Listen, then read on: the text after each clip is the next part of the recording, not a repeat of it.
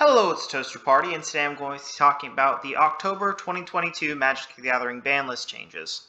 So there were two cards banned out of two different formats, and I want to talk about why those cards are banned and what impact those bans are going to have the formats that those cards are banned out of. Starting off with talking about the standard ban, that being the Meat Hook Massacre. So this was a board nuke that would stick around to be a pseudo Blood Artist effect after it resolved. This was the single most played black card in the format, which was already alongside a slew of other very powerful black cards. There may be an argument for whether or not Meat Hook Massacre was the right card to ban, but regardless of that, something from the black mid-range decks had to go, as they were unfairly balanced towards the rest of the format.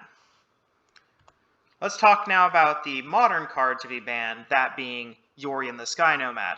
This is the second companion to be banned out of Modern, and it was banned not due to power reasons, but due to the impact that Yorion in specific has to making games take longer.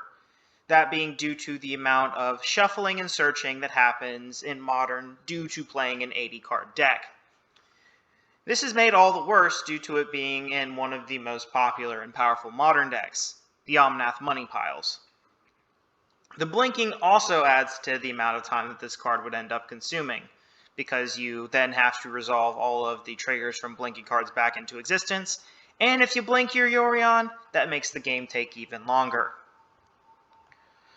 Now, what does the banning and standard change?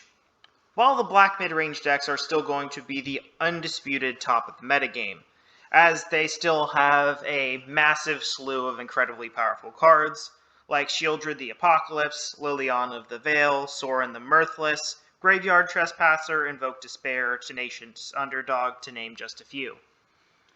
What this will really do is that it'll help aggro decks to gain a bit of a foothold in the metagame, where previously they were pressured out by the pure amount of removal that the Mono Black and Black X decks had in the format.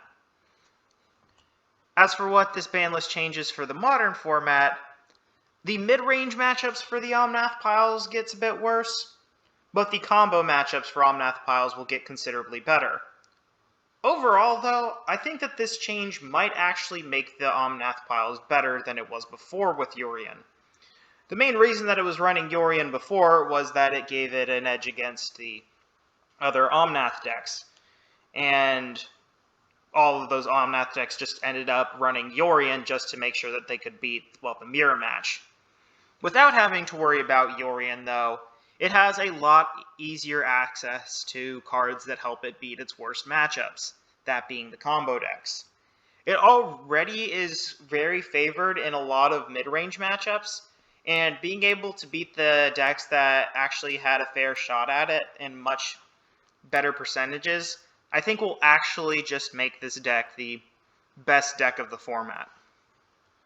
Well, that's all I had to say. Thank y'all for watching. I hope you leave a like, comment, and subscribe, and I hope y'all have an excellent day.